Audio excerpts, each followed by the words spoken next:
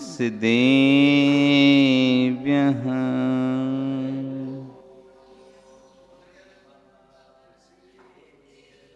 ॐ नमः सिद्धेभ्यः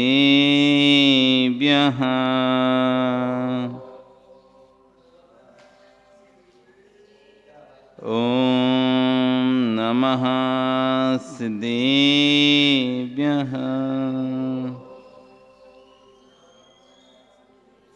तिर्यण्ये खग्गिणाय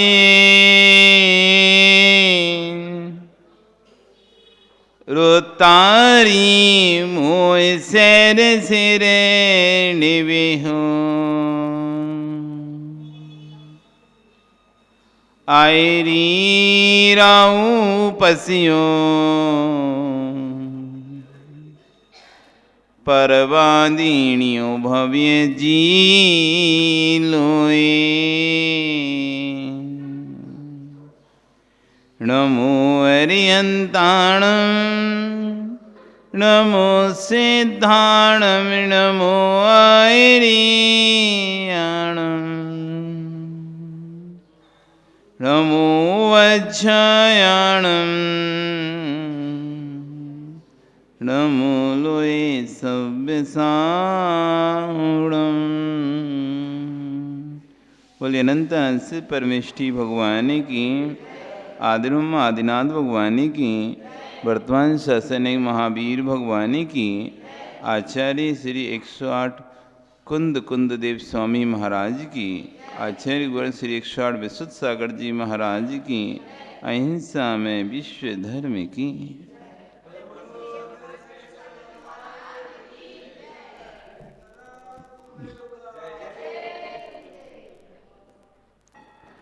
बंधु, वर्तमान शासन ने वर्धमान स्वामी के शासन में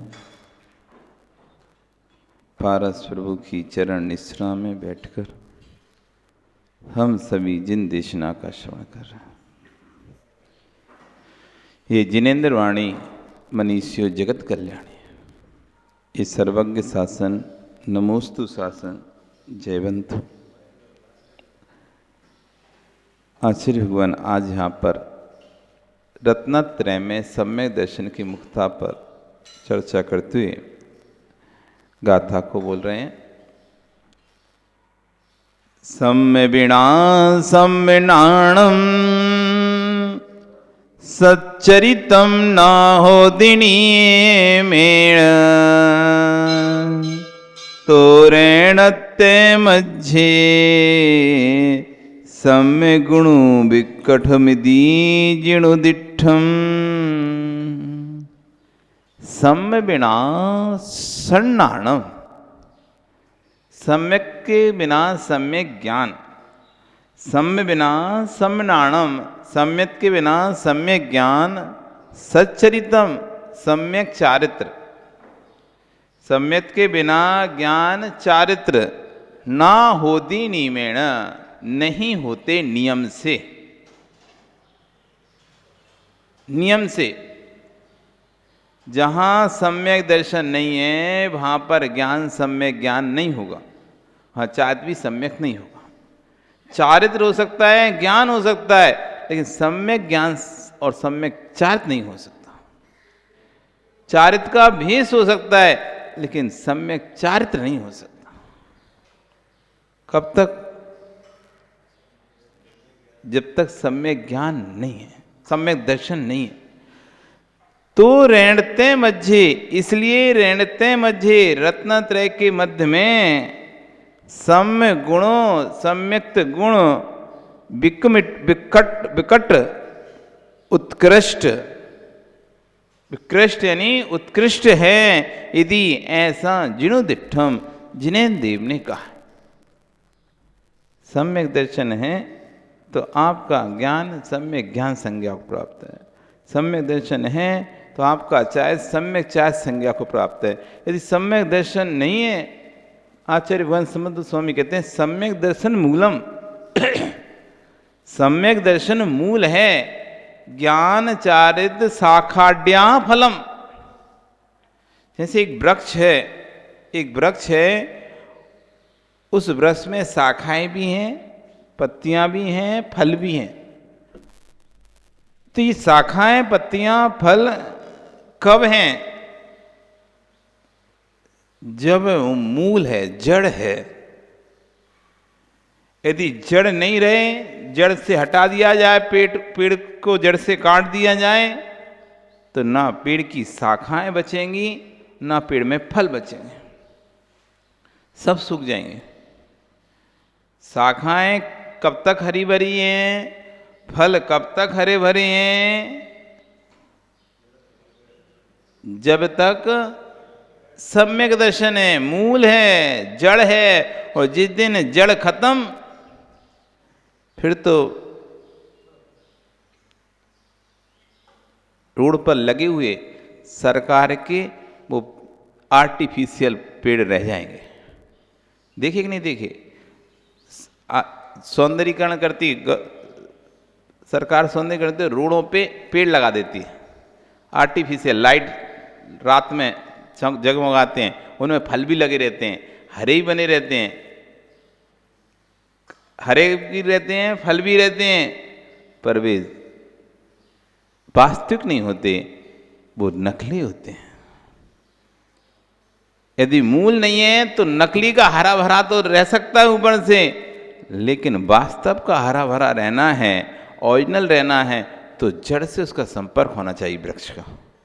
यदि वृक्ष का जड़ से संपर्क नहीं है तो वृक्ष की ना तो पत्तियां हरी भरी रह सकती हैं, ना उसके फल हरे भरे रह सकते हैं, सब मुरझा जाएंगे, सब सूख जाएंगे। जब तक जड़ से जुड़ा है वृक्ष, तब तक ही हरा भरा है, तब तक ही उसके फल खाने योग्य हैं। और जहां वृक्ष जड़ से हटा, अब वो पड़ा हुआ वृक्ष है, ना तो उसकी पत्तियां योग्य हैं, ना फल योग्य हैं, अब सब सूख जाएंगे, सब खराब हो जाएंगे। इसलिए आचार्य ने कहा, जैसे किसी वृक्ष का मूल जड़ है, यदि वृक्ष का मूल जड़ नहीं है तो वृक्ष भी नहीं है, ऐसी सम्यक दर्शन नहीं है तो ज्ञान चारित्र भी नहीं है। दर्शन ज्ञान चारित्रा साधिमान मुपासना से दर्शनम कर्ण धारण तन मोक्ष मार्ग प्रत्यक्षते। सम्यक दर्शन मोक्ष मार्ग में कर्णधार है। नाव है, पानी है, नाव है, पानी है, उस पार आपको जाना है। नाव भी है, पानी भी है, उस पार आपको जाना है, क्योंकि नाव चलाने के लिए पानी चाहिए पड़ता ना, तो नाव चलाने के लिए पानी चाहिए, तो पानी है, नाव भी है, उस पार पहुंच जाओगे आप। क्यों? कर्णधार, खेवटिया यदि नहीं है, नाव को खेने वाला यदि नहीं है, तो नाव भी है, पानी भी भरपूर है, लेकिन आप उस पार नाव को नहीं ले जा सकते। क्यों? क्योंकि कर्णधार, उसको जो खेने वाला खेवटिया है वो उपलब्ध नहीं है। तुम खड़े खड़े एक ही स्थान पर खड़े तो रहोगे, लेकिन इस पार से उस पार नहीं जा पाओगे। आप नदी के, आपको तो आता नहीं ना खेना, तो आप नदी के इस पार ही खड़े रहोगे, या फिर आप खेवटिया ने, मतलब कुल मिला के नाव को खेने वाला चाहिए ना, नाव को चलाने वाला चाहिए। यदि नाव को चलाने वाला नहीं है तो नाव इस पार से उस पार नहीं पहुंच सकती। ऐसी मोक्ष मार्ग में सम्यक दर्शन कर्णधार है। यदि सम्यक दर्शन कर्णधार नहीं हो तो आप मोक्ष के महल तक नहीं पहुंच सकते। ज्ञान चारित्र से मोक्ष के महल पर पहुंचते हैं, ज्ञान चारित्र से मोक्ष के महल पर पहुंचते हैं, लेकिन ज्ञान चारित्र को ले जाने वाला कौन है? तो सम्यक दर्शन है। केवल ज्ञान होने पर 13वां गुण स्थान हो जाता है, चारित्र होने पर मोक्ष हो जाता है, क्योंकि दर्शन तो 4थे गुण स्थान में हो जाता है।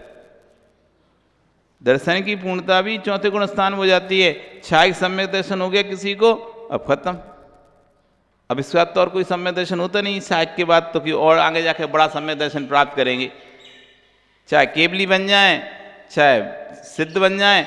छायक सम्यक जो 4थे गुण स्थान होगा वही छायक सम्यक रहेगा ऊपर भी, क्योंकि नाम ही छायक सम्यक। अब उसको 6 को कभी प्राप्त होने वाला नहीं वो सम्यक्त, जो एक बार प्रकट हो गया सम्यक्त, अब वो कभी 6 को प्राप्त नहीं। तो दर्शन चौथे गुण स्थान में पूर्ण है, तब जाके ज्ञान और चायत पूर्ण हो पा रहे हैं। यदि चौथे स्थान गुण स्थान पे दर्शन की ना आए तो ज्ञान चायत भी नहीं आ पाएंगे।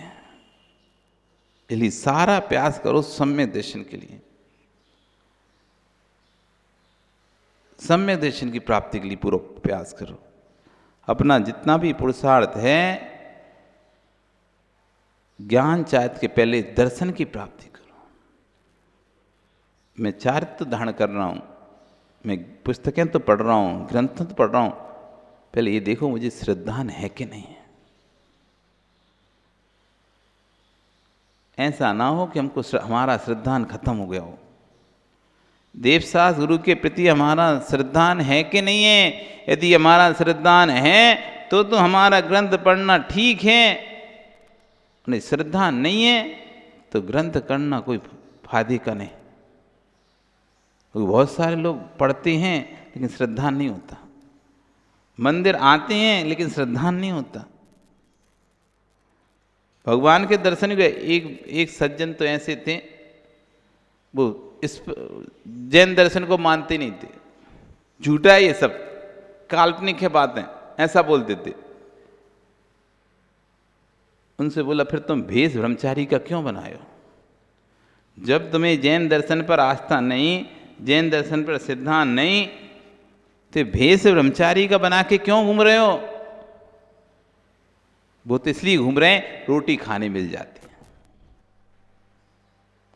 श्रद्धा नहीं है, विधान करा रहे हैं, पूजा पाठ करा रहे हैं, प्रवचन कर रहे हैं, प्रवचन कराने 10 लक्षण में परिवेषण में प्रवचन कराने, प्रवचन करने जाते हैं, पूजा पाठ करते हैं, विधान कराते हैं, स्वयं पूजा पाठ नहीं करते। जब विधान की जरूरत होती है तो विधान कराने पंडित के नाम पे, ब्रह्मचारी के नाम पे विधान कराने जाते हैं, पैसा लेने के लिए, नहीं तो विधान नहीं करने पैसे।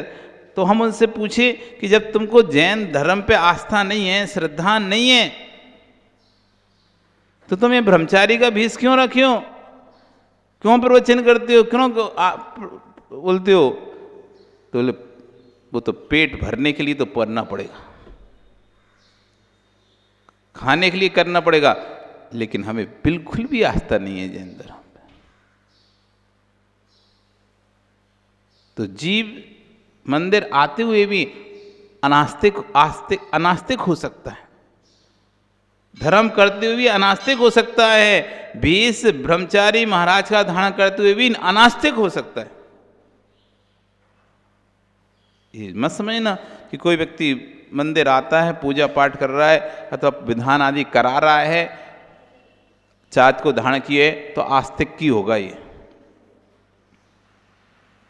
अनास्तिक हो सकता है। स्पष्ट हम ना महावीर को मानते न जिनवाणी को मानते, स्पष्ट बोलता। और तब भी भेष धारण किए महावीर का, खाने को रोटी महावीर के नाम पर ही मिल रही है उनको, तब भी महावीर को नहीं मान रहा। खाने को रोटी महावीर के नाम पर ही मिल रही थी उसको, धर्म के नाम पर ही रोटी खा रहा है, लेकिन तब भी धर्म को नहीं मान रहा। इसलिए ज्ञान चाहत अगर सम्यक दर्शन नहीं है तो ज्ञान उसका कोई कार्यकारी है ना चाहत कोई कार्यकारी है। इसलिए आस्था श्रद्धा अकाट्य भक्ति होना चाहिए देवशास्त्र गुरु के प्रति पहले, फिर उसके बाद चारित्र होना चाहिए। यदि आस्था श्रद्धा भक्ति नहीं है और तुम खूब उपवास व्रत आदि भी कर रहे हो तो उपवास व्रत कोई कार्यकारी नहीं है। मूल है, मूल सम्यक दर्शन मूलम। इसलिए सम्यक दर्शन को मूल कहा है। ज्ञान चारिद शाखाड्या फलम, ज्ञान चाहे तो उसकी शाखा और फल हैं। यदि मूल का विनाश हो गया तो ना तो शाखाओं की कोई कीमत है ना फल की कोई कीमत है। कैसे सम्यक दर्शन ना सम्यक ज्ञान सम्यक चाहत नियम से नहीं होते हैं। इसलिए रत्नत्रय में सम्यक दर्शन गुण उत्कृष्ट है, ये जिनेन्द्र देव ने कहा। अब दूसरी कह रहे हैं सम्यक की हानि कैसे होती है। यदि किसी को अपना सम्यक को सुरक्षित रखना है अथवा अपनी आस्था को सुरक्षित रखना है तो उसको क्या करना चाहिए? तो बता रहे कुतप कुलिंग कुणाणी कुवै कुशीले कुदंशण कुसत्थे कुनिमित्ते संथुय धुई पसंसणम सम्य होदि होई नियमेण नियमम। कुतपम खोटे तप को करना छोड़े। जिसको सम्यक तो सुरक्षित करना है। अब पता चला अमुक के व्रत कर रहा है, कहीं कोई देवी के व्रत कर रहा है, कोई बालाजी कर रहा है, तो कोई विष्णु कर रहा है, तो कोई किसी कर रहा है, अमुक अमुक के व्रत कर रहा है, कोई संतोषी माता कर रहा है, कोई किसी कर रहा है। करते नहीं करते? आप लोग करते माता हो? कोई संतोषी माँ के और कोई किसी माँ के, कोई देवी के, कोई काली के, कोई दुर्गा के, कोई अब नवरात्र आ रहे हैं तो बहुत से लोग पर्युषण भले ना मनाएं लेकिन नवरात्रि में जरूर अन्न छोड़ देंगे। पर्युषण भले ना मनाते हो, पर्युषण भले ना करते हो, लेकिन नवरात्रि के 9 दिन तक वो अन्न नहीं खाएंगे, हम अमुक चीज़ नहीं खाएंगे, चप्पल नहीं पहनेंगे, नंगे पैर चलेंगे, चटाई पर सोंगे। क्यों क्यों क्यों सोगे? जाप करेंगे। क्यों? नवरात्रि चल रहा है।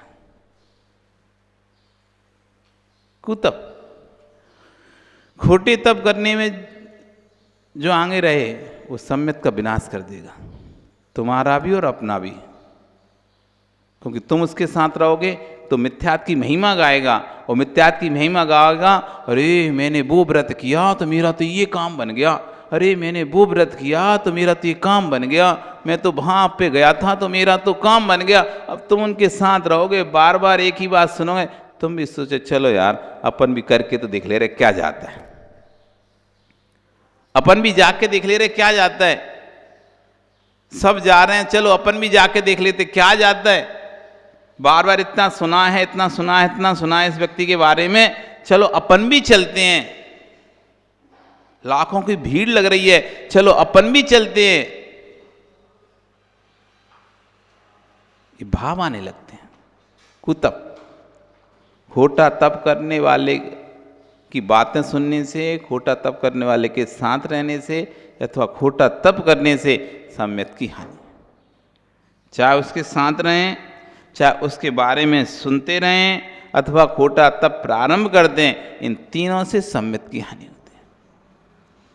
ये टीवियों में हम देखते हैं, बार बार हम देखते हैं किसी व्यक्ति के बारे में, अरे उसके यहाँ देखो तो पंडाल में लाखों की भीड़ लग रही है, पंडाल में लाखों की भीड़ लग रही है, अमुक जगह गया कितने लोग भीड़ लगी, अमुक जगह। अब हमारा ही मन हो जाता है इधर आएगा तो हम भी जाएंगे, अथवा नहीं भी आएगा तो चलो अपन भी मिलने चलते हैं, अपन भी देखने चलते हैं। एक कुतप की संगति से आपका सम्यक नाश को प्राप्त हो जाएगा। कुतप कुलिंगी, कुलिंगी जो खोटा लिंग धारण किए हुए हैं, जटा जूट लोटा बेटा धारी, गले में रुद्राक्षी मालाएं, मुंड मालाएं आदि डाले हुए हैं, अनेक प्रकार का भेष बनाए हुए हैं, ऐसे व्यक्तियों की संगति करने से सम्यक की हानि हो जाती है। कुणाणी खोटे ज्ञानी जो कुतर्क आदि करते हैं और ऐसे तर्क देते हैं कि अब आप ज्ञान से, उनका तीव्र ज्ञान है, क्षोभसम अधिक है, हम उनकी बातों को ये तो समझते हैं गलत बोल रहा है, सही नहीं बोल रहा, लेकिन काट नहीं पाते उनकी बातों को, उसका उत्तर नहीं दे पाते, क्योंकि वो इस तरह से तार्किक बुद्धि से हमसे बात करता है कि हम उसकी बात को नकार नहीं सक पाते। ऐसे कुन ज्ञानी, खोटे शास्त्रों की पुष्टि करने वाला, कुगुरुओं की पुष्टि करने वाला, कुदेवों की पुष्टि करने वाला, ऐसे कुणाणी, उनकी संगति से आपका सम्यकहीन हो जाएगा। क्योंकि वो ऐसा तर्क देंगे आपको सोचने में मजबूर हो जाएगा, हाँ बात तो सही कह रहे, दिखते तो है नहीं भगवान, फिर कैसे कह रहे हो तुम भगवान होते हैं? भगवान के अस्तित्व का कोई भी प्रमाण तो मौजूद है नहीं है। आपके भगवान सर्वज्ञ परमेष्टि हैं, उनके अस्तित्व का कोई एक प्रमाण दो आप हमें। है कोई प्रमाण? उनके अस्तित्व का कोई एक प्रमाण दो। आ गया कोई ऐसा फंस गया तुम्हारे सामने नरेश, तुम्हारे भगवान हैं, इसके अस्तित्व का कोई प्रमाण दो।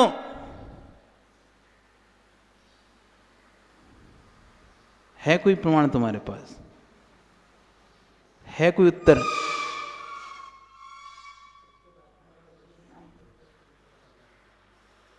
प्रमाण दो, प्रमाण कि भगवान है। भगवान है, इस बात का प्रमाण है तुम्हारे पास? देखा है कहीं तुमने भगवान को?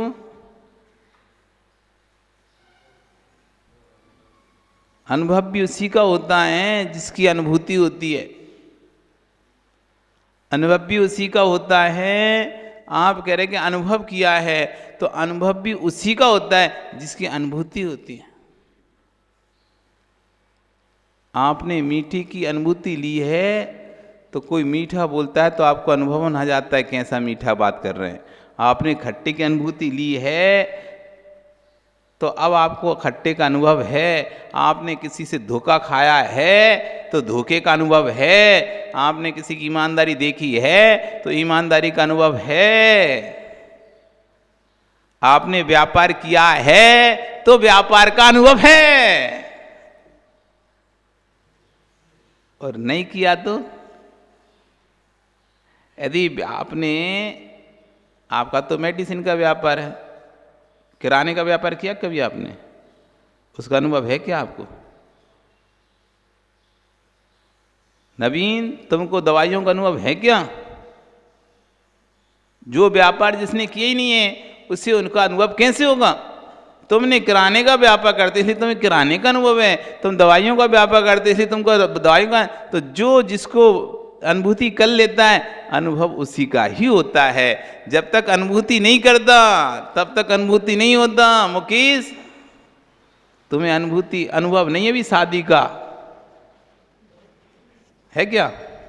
शादी हो गई तो तुम्हें शादी का अनुभव नहीं है। तो अनुभव पूछना है तो संजू से पूछो। अनुभव पूछना है तो संजू से पूछो कि कैसा होता है अनुभव।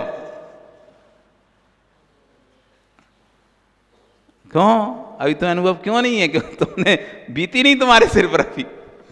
जब बीतेगी तब पता चलेगा अनुभव कैसा होता है। तो अब बताओ नरेश, तो भगवान का अनुभव किया है तुमने?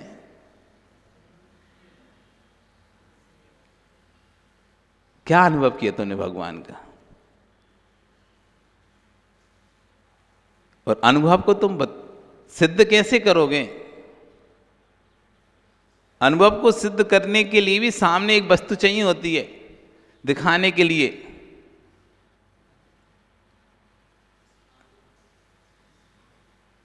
नवीन कहते हैं हमें तो अनुभव है दवाइयों का। अनुभव है तो ठीक है, चलो प्रैक्टिकल करते हैं। बताओ सिर दर्द में कौन कौन सी दवाई लगेगी?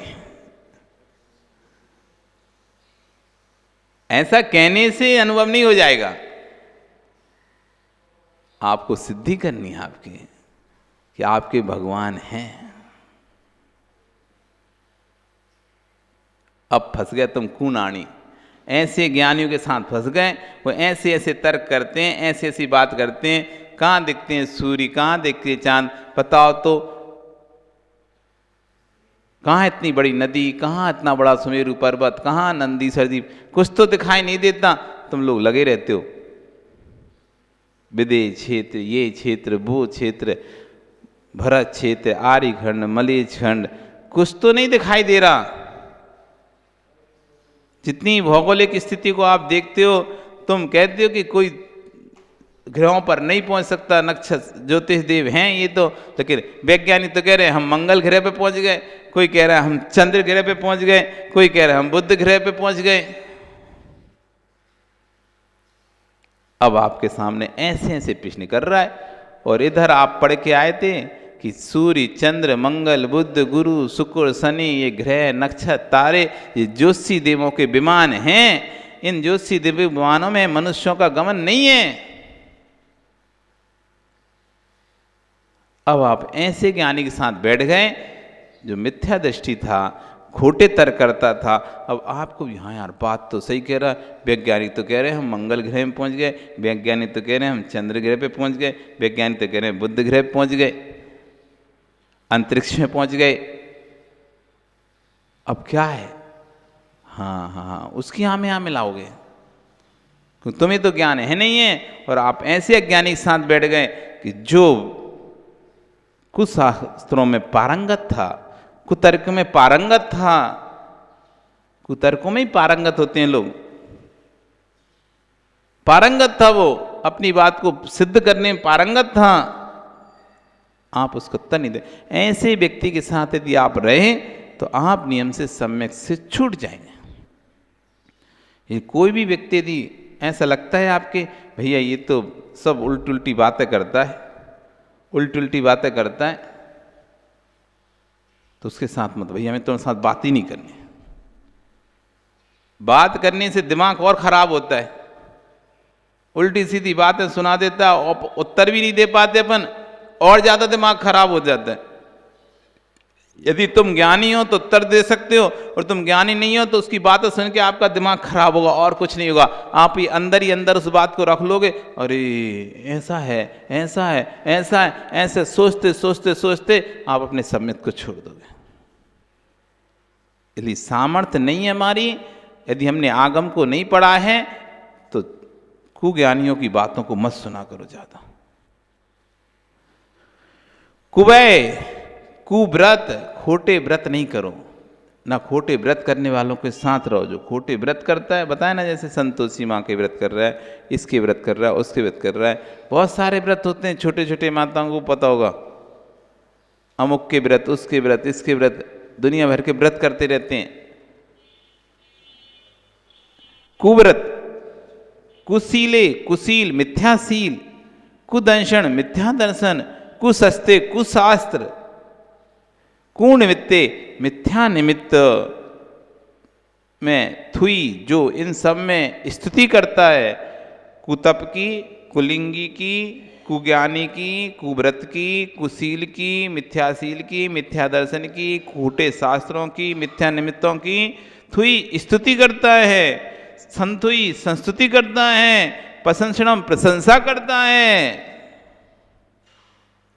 नियमम, नियम से सम्यहानि, सम्यक की हानि होती है। इसलिए आप कहीं भी जाओ, देखो कितना अच्छा मंदिर है, अब सब जगह व्हाट्सएप पे आपने उसकी डाल दी फोटो खींच के, हम इधर अमुक मंदिर गए हैं और यहाँ पे देखो कितना सुंदर मंदिर है, आप उसकी प्रशंसा कर रहे, उसका प्रचार कर रहे, आप सम्यक से, आप अपने सम्यक की हानि कर रहे हो, उसमें भी दोष है। स्तुति, प्रशंस्तुति, प्रशंसा, कितना सुंदर मंदिर है, बड़े शौक से डाल रहे हो, हम अमुक मंदिर में खड़े होकर ऐसे सेल्फी खिंचा के फोटो डाल रहे हो। आप जाते ना घूमने तो यहाँ चले वहाँ चलें, और वहाँ जाकर बढ़िया खूब, आज हम इतने अच्छे इतने सुंदर मंदिर में आए, और ऐसे करके उसकी प्रशंसा करते हो, आप फोटो डाल रहे, तो मिथ्यात्व की प्रशंसा करने वाला भी मिथ्या दृष्टि ही होता है। मिथ्यात्व की प्रशंसा करने वाला मिथ्या दृष्टि ही होता है। सम्यक दृष्टि मिथ्यात्व की प्रशंसा नहीं करता है। कोई बाबा जी के साथ खड़े हो गए, बढ़िया सेल्फी खिंचा के फोटो डाल रहे हैं, हम देखो अमुक बाबा के पास गए, उनके पैर पड़ते हुए, उनका आशीर्वाद लेते हुए, अजीब अजीब लोग हैं आप देखो जगत में। मिथ्या दृष्टि साधुओं के पैर पड़ते हुए, मिथ्या दृष्टि कुलिंगी साधुओं का आशीर्वाद लेते, अपने आप को धन्य मानते हुए, और डीपी लगा रहे, व्हाट्सएप पे डाल रहे, उनका प्रचार कर रहे, उनके भजन चला रहे, उनके भजन से उनका प्रचार कर रहे हैं, उनके फोटो लगाकर अपने व्हाट्सएप पे और भजन लगा के कि आप ही हमारे सबको जो गुरु भक्ति लगाकर उनके प्रति, ये मिथ्या दृष्टि जी, नियम से मिथ्या दृष्टि है। क्योंकि सम्यक दृष्टि ना स्तुति नहीं करता, संस्तुति उसकी गुणगान नहीं गाता, ना प्रशंसा करता। हमने कल भी बोला था, भाषा से किसी पे प्रभावित मत हो जाना। भोजन शुद्धि क्या है तुम्हारी, ध्येय शुद्धि क्या है तुम्हारी। प्रवचनकार तो आप विश्वास नहीं करोगे, जिन्हें आप छूते नहीं हो, ST SC OBC schedule car, उनके धर्म में भी इतने सुंदर सुंदर प्रवचनकार होते हैं, आप विश्वास भी नहीं कर पाओगे, इतना गजब बोलने वाले होते हैं।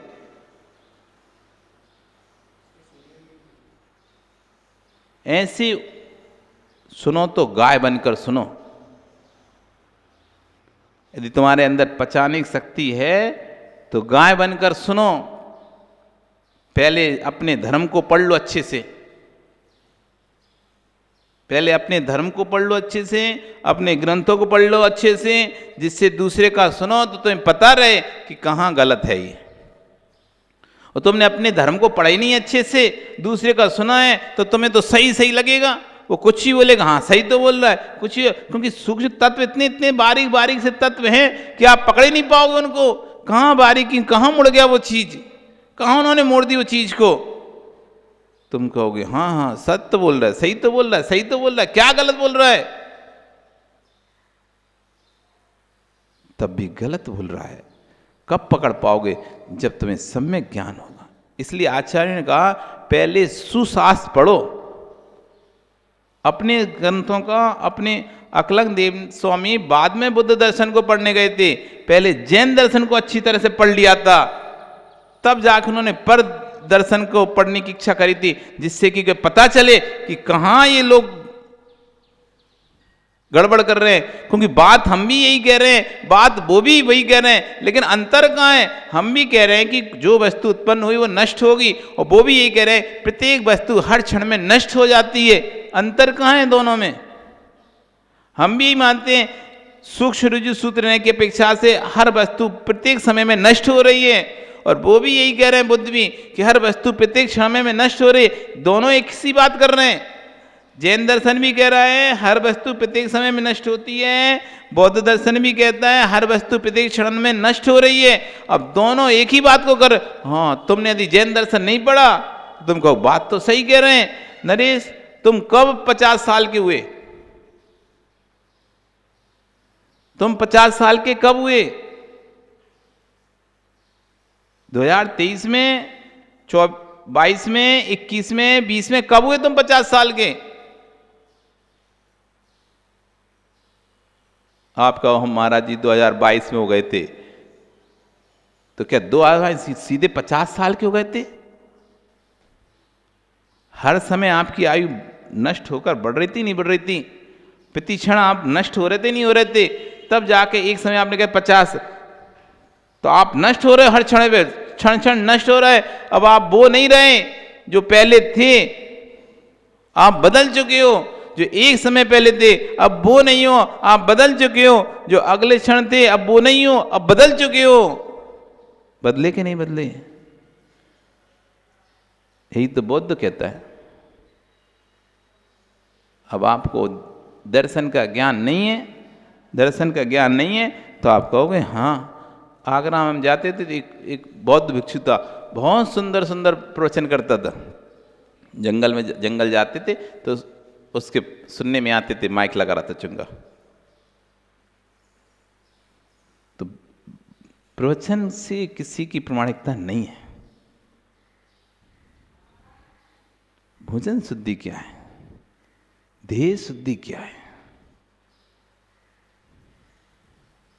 भाषा की शुद्धि के साथ साथ भोजन और देह की शुद्धि भी देखो।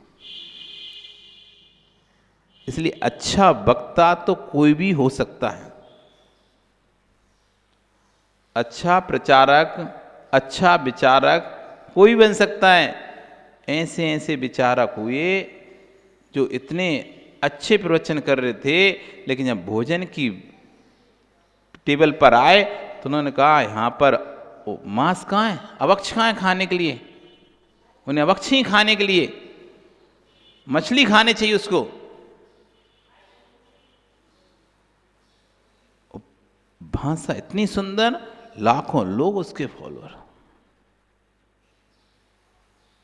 इसलिए भाषा प्रचारकों पर प्रभावित नहीं होना,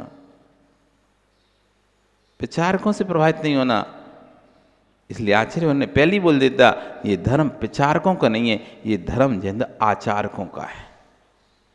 यहाँ प्रचारकों की पूजा नहीं होती, यहाँ प्रचारकों की पूजा नहीं होती, यहाँ आचारवान की पूजा होती है। यहाँ आचारवान की पूजा है। इसलिए तो हमारा जैन धर्म आचारवान था, यहीं रहा भारत में। नहीं गए भगवान महावीर, नहीं गए आदिनाथ कहीं कि अमेरिका में गए हों, कि थाईलैंड गए हों, कि बर्मा में गए हों, कहीं नहीं गए। वो भारत की भूमि को क्रॉस करके कहीं गए नहीं है। समुद्र पार नहीं करने का उनका नियम था, तो समुद्र पार करके, जबकि वो तो भगवान केवली तीर्थंकर हैं, बिहार तो उनका अनिच्छिक होता है, कहीं भी हो सकता था, लेकिन तब भी भारत की भूमि के बाहर उनका बिहार हुआ ही नहीं है। ये आचारकों का देश है, आचरण करने वालों देश है।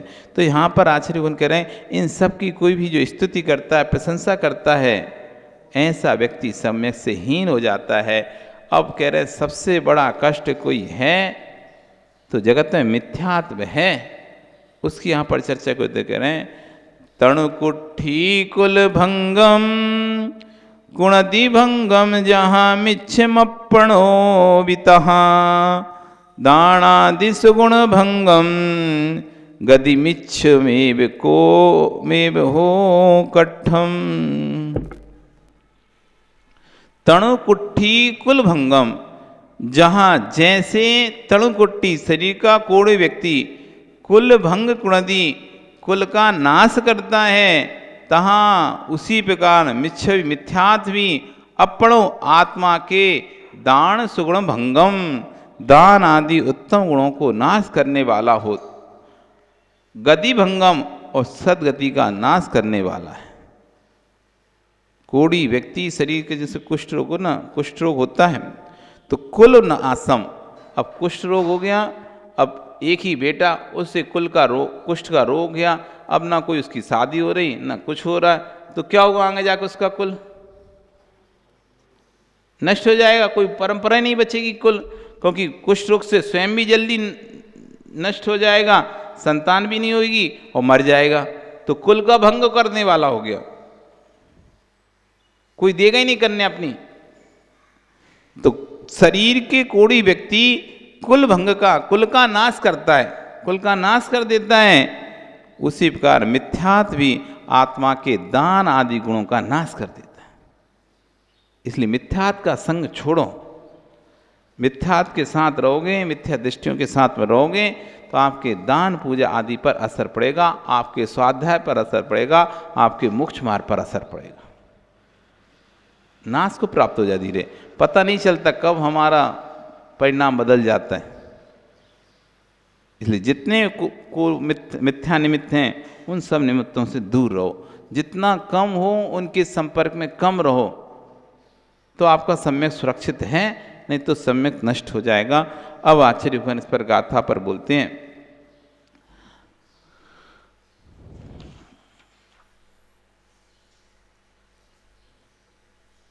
आचार्य भगवान कुंदकुंद स्वामी ने तीर्थंकर जिनेन्द्र की पीयूष देशना को अपने अंतस में सजोकर रखा, गर्भस्थ शिशु को सजोकर रखा है गर्भस्थ शिशु की भांति। इन तत्वों को ऐसे भगवान ने सजोकर रखा है जैसे कोई गर्भस्थ शिशु को का ध्यान रखता है। जैसे माँ गर्भस्थ शिशु का ध्यान रखती है, वैसे ही उसका ध्यान रखती है, ऐसे आचार्य भगवान ने इन तत्वों को सजो कर रखा है। माँ तू क्या संभाल पाओगी गर्भस्थ शिशु को, हे माँ तुम क्या संभाल पाओगी। जैसे कुंद कुंद भगवान ने अपने अंतस में जिनेन्द्र के सूत्रों को संजोया है। इस श्रवण संस्कृति को जीवंत रखने में महायोगियों का जो अपूर्व भूत योगदान है, उसे कोई भुलाया नहीं जा सकता। इस संस्कृति को, जैन दर्शन को सुरक्षित करने में हमारे आचार्यों ने जो योगदान दिया है, उसे आप भुला नहीं सकते। पूरे देश की समाज से कह देना, नींव की ईंट को कभी भूल मत जाना। नींव की ईंट, मकान बनाते हैं ना, उसमें नींव लगती है, नींव, उसमें जो ईंट लगती है, छगनलाल जी, उसमें जो ईंट लगती है, ईंट वो दिखाई देती नहीं है, लेकिन उस पर पूरा महल खड़ा होता है। जो नींव है वो दिखाई देता नहीं है, पर उस पर पूरा महल खड़ा होता है। आज हमारे आचार्य दिखाई नहीं दे रहे, पर ये नींव की ईंट हैं, जिनसे पूरा दर्शन आज खड़ा हुआ है। नहीं तो ये दर्शन कब का नष्ट हो चुका होता। अगर हमारे आचार्य ने ग्रंथों को नहीं लिखा होता तो कब का नष्ट हो चुका होता। क्योंकि विधर्मियों ने तो भगवान भी नष्ट किए और ग्रंथों को भी नष्ट किया है, दोनों को नष्ट किया है। जैन संस्कृति विशाल संस्कृति, विशाल जैन संस्कृति सबसे बड़ी संस्कृति थी, विशाल संस्कृति थी। आज भी हड़प्पा मोहनजोदड़ो खुदाई में जैन संस्कृति के ही अवशेष मिलते हैं। मूर्ति पूजा सबसे पहले जैन दर्शन में ही थी। वैदिक दर्शन में मूर्ति पूजा नहीं थी। वैदिक दर्शन में शक्ति पूजा थी, अग्नि पूजा थी, लेकिन मूर्ति पूजा नहीं थी। जैन दर्शन में ही मूर्ति पूजा थी। जैन दर्शन को देख देख कर बाद में मूर्ति पूजा आई वैदिक दर्शन। नहीं तो प्रारंभ में यज्ञ विधान थे, अग्नि पूजा था, हवन था, शक्ति पूजा थी, लेकिन मूर्ति पूजा नहीं थी। विधर्मियों ने हमारे बहुत भगवानों को नष्ट किया, बहुत ग्रंथों को नष्ट किया, लेकिन आचार्य ने फिर भी और ग्रंथ लिखे, इतने ग्रंथ लिखे, वो नष्ट करते करते थक गए, पर आचार्य लिखते लिखते नहीं थके। इतने ग्रंथ लिखे। पूरे देश की समाज को कह देना, नींव की ईंट को कभी मत भूल जाना। विद्युत सागर को देखकर ही मत मुस्कराना। कुंद कुंद भगवान को भी निहारना। यदि वे ना होते तो तुम आज प्रवचन नहीं सुन रहे होते।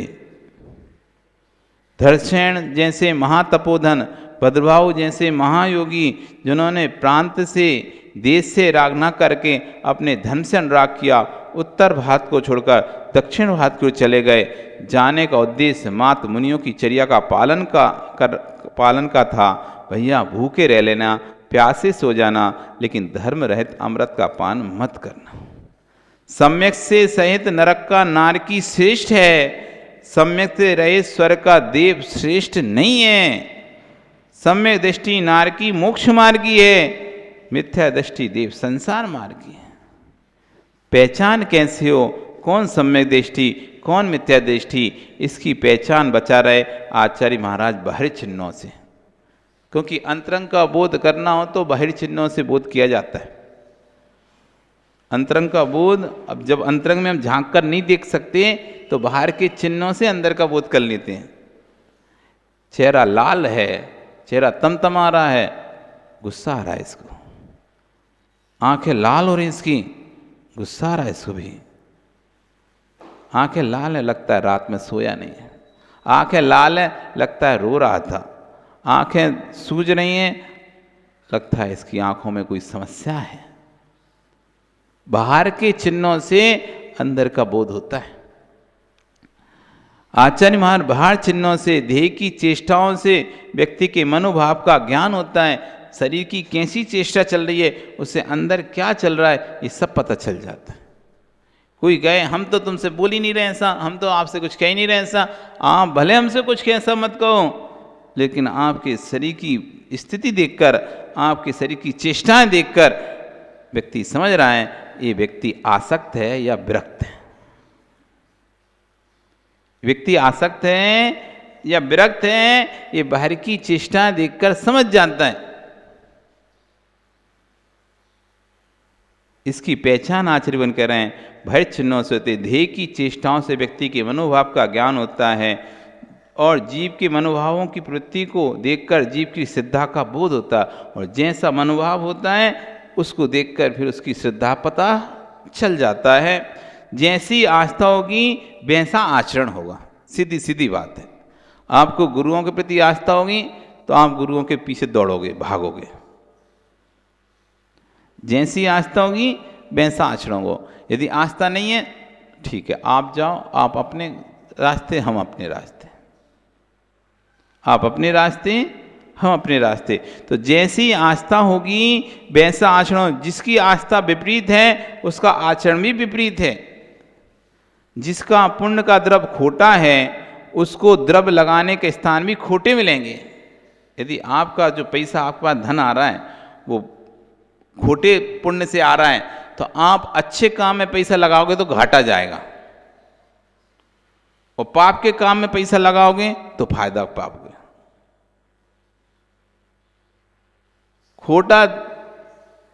खोटे कार्य से पुण्य संचय किया है तो पुण्य भी खोटे कार्य में ही उपयोग होगा। वो पुण्य अच्छे कार्य नहीं हो सकता। आपको दान भी आप करने का भाव आएगा तो एक व्यक्ति तो शांति धारा की बोली लेकर दान करेगा और एक व्यक्ति मंदिर में संडासी में दान करेगा। दान दोनों करेंगे, दान दोनों ही करेंगे, लेकिन एक मंदिर का संडासा बनवाएगा और एक मंदिर का गर्भगृह बनवाएगा। जिसका पैसा खोटा है उसको खोटे कार्य कराने के भाव आते हैं। जिसका पैसा चोखा है उसको चोखे काम में पैसे देने के भाव आते हैं।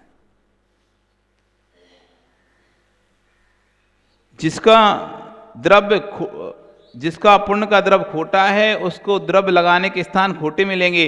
एक जीव एक सिक्का भी कमाता है तो जिनेंद्र के पूजन अभिषेक में लगाता है, और एक के पास कोटि कोटि द्रव्य है, फिर मिथ्यात के मंदिर के शिखर बनवा रहा है।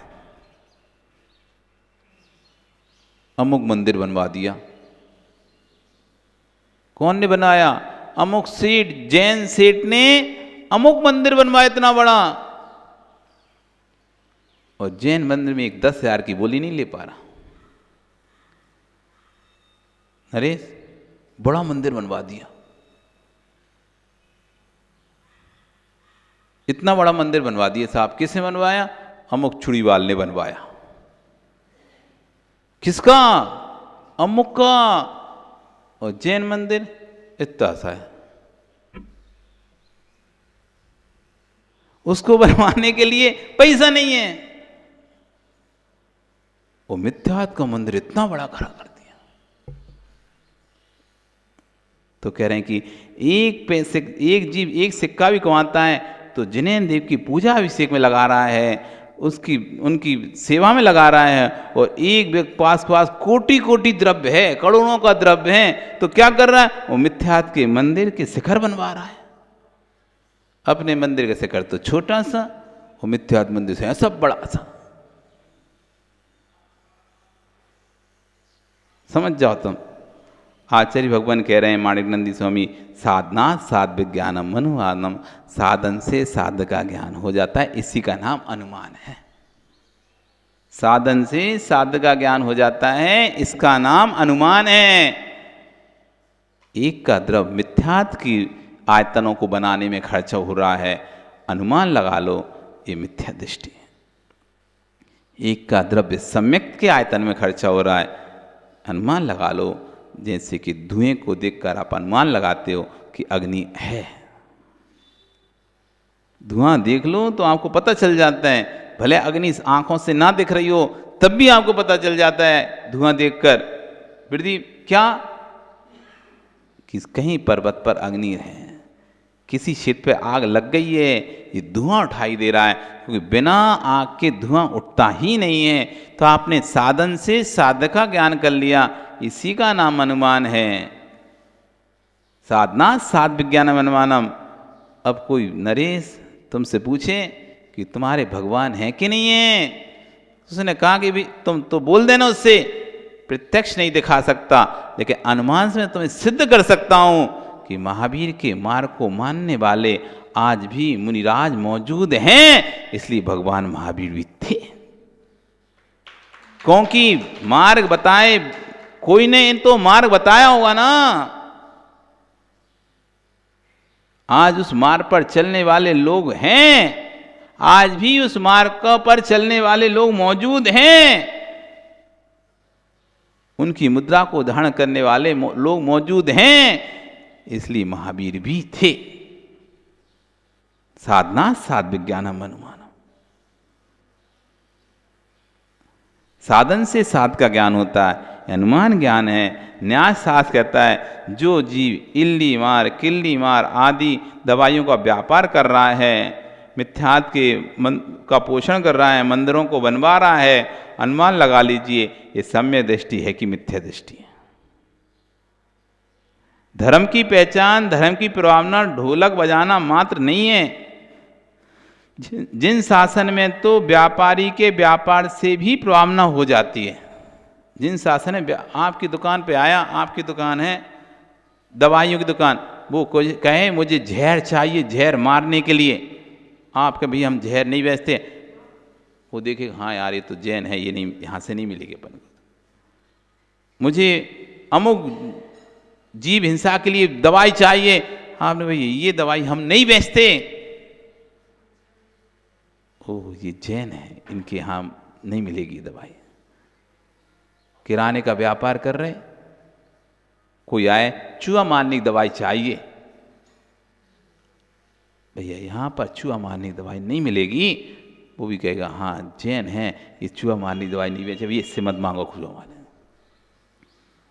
आपके व्यापार से ही आपके धर्म की प्रभावना हो जाती है, और आप सब कुछ बेच रहे हो, अरे काय का जैन, वो तो सब तो बेचता है, जीवों को मारने का सब तो सामान बेचता है, किस तरह का जैन? यदि जैन होता तो जीवों को मारने का सामान नहीं बेचता। तो आपका व्यापार भी आपके धन की प्रभावना करता है। किस तरह का आप व्यापार कर रहे हो उससे पता चल जाता है कि आप अहिंसामयी हैं, करुणामयी हैं, दयामयी हैं, क्रूर चीज़ों को आप नहीं रखते, भ्रूण हत्या के सामान आप नहीं रखते, भ्रूण हत्या की दवाइयाँ नहीं बेचते, आप गर्भपात की दवाइयाँ नहीं बेचते, यहाँ नहीं मिलेगी। हमें ऐसा व्यापार नहीं करना जिसमें जीव हिंसा हो। एक व्यापार कम करेंगे, एक दवाई कम बेचेंगे, नहीं बेचेंगे दवाई हम, पर वो दवाई नहीं बेचेंगे जिससे हिंसा का सीधा सीधा संबंध है, जिससे पंचेंद्रिय जीव की हिंसा का सीधा सीधा संबंध है, ऐसी दवाई नहीं बेचेंगे। ग्राहक जाए तो चला जाए वापस, लेकिन उसके चक्कर में हम अपने व्यापार को हिंसक व्यापार नहीं बनाएंगे। हम रक्षक व्यापार तो बना रहे हैं अपने व्यापार को हिंसक व्यापार नहीं बनाएंगे। क्यों कि आप दोनों है ना, दवाई रक्षक भी तो है ना, रक्षक हैं और हिंसक भी हैं। रक्षक भी है दवाई तो हिंसक भी दवाई है, तो आपके पास तो दोनों ऑप्शन है। आप रक्षक दवाई बेचना चाहते हैं कि हिंसक दवाई बेचना चाहते हैं? आप चाहें तो हम तो भाई रक्षक दवाई, जिनसे रक्षा होगी, जीव स्वस्थ होंगे, हम वही दवाई में ऐसा इंजेक्शन, ऐसी टेबलेट, ऐसी गोली, ऐसा यंत्र नहीं देंगे जिससे कि दूसरे की हिंसा होगी। आपको तो पता है ना, इस इंजेक्शन से हिंसा होगी, इस दवाई खाने से पेट का जीव मर जाएगा, नहीं बेचना दवाई। कोई पूछे क्यों, तुम तो व्यापारी हो, अपने व्यापार है, व्यापार में क्या धर्म बीच में लेके आना? नहीं, धर्म से ही व्यापार है। हम धर्म को छोड़कर व्यापार करना पसंद नहीं करेंगे। इसलिए नवीन कोई आए एजेंसी आए कि चलो तुम रेड चूहा मारने वाली दवाई की एजेंसी ले लो, अमुक मच्छर मारने वाली दवाई की एजेंसी ले लो, तुम्हारे पास आ जाए, आती हैं। व्यापार करना तो किसी एक को एजेंसी पकड़ाते हैं, मार्केट में डिस्ट्रीब्यूट करना है, प्रॉफिट बहुत होगा इसमें। आप कहते नहीं, हमें प्रॉफिट नहीं चाहिए, लेकिन ऐसी कोई भी सामग्री को हमें नहीं चाहिए जिससे हिंसा का सीधा सीधा संबंध है। मार्केट में आते ही नहीं आते, चूहा मारने की दवाई, कॉकरोच मारने की दवाई हैं, इलेक्ट्रॉनिक बेड हुए, कुछ भी हुए, तो उसकी भी तो एजेंसी, उसका भी तो किसी को देते ना इकट्ठा भैया। एक कहीं तो स्टॉक रहता है, वहां से डीलर होता है, और तुम स्टॉकिस्ट हो, तुम होलसेलर हो, तुम्हारे पास आ जाए, तुम सोचोगे हाँ यार अच्छा है, अभी किसी के पास धूड़ी में नहीं है ये एजेंसी, अपन ले ले रहे, एक छत्र राज रहेगा, खूब पैसा कमाएंगे। नहीं, बिल्कुल भी नहीं।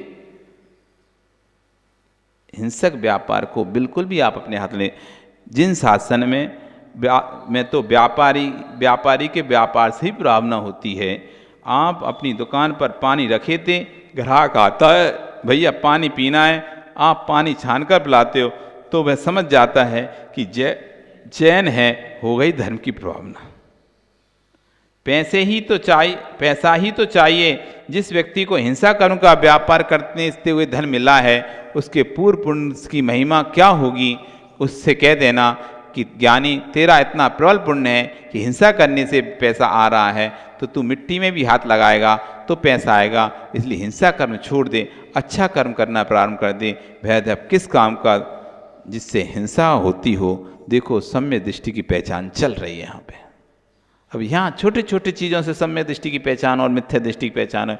एक व्यक्ति कह रहा है मुझे तो पैसा कमाना, हमें तो पैसे से मतलब है, कौन मरता है कौन जीता है उससे हमें क्या करना है, हमें तो पेस्टिसाइड्स की दुकान खोलनी है, हमें तो खाद बीज की दुकान खोलनी है, हमें तो दवाइयों की दुकान खोलनी है जिससे जीव मरते हैं, इल्ली मार किल्ली मार आदि जो होते हैं ना, वो खाद बीज की जिसमें सब प्रकार के जीवों को मारने की दवाइयाँ रहती हैं, हमें तो उसमें ज़्यादा प्रॉफिट दिखाई दे रहा है। तो आचार्य कह रहे हैं अब यहाँ पहचान कर लो, ये सम्य दृष्टि है, मिथ्या दृष्टि है, जिससे जीव दया नहीं दिखाई दे रही, जिससे सिर्फ धन दिखाई दे रहा है, धर्म नहीं दिखाई दे रहा है। तो ये कौन सा है सम्य? साधना साध विज्ञानम मनुमानम, साधन से साध का ज्ञान हो जाता है, उसका नाम अनुमान है। आपका समय हो गया, कल पुनः इसी बात को और चर्चा करेंगे। बोली भगवान महावीर स्वामी की।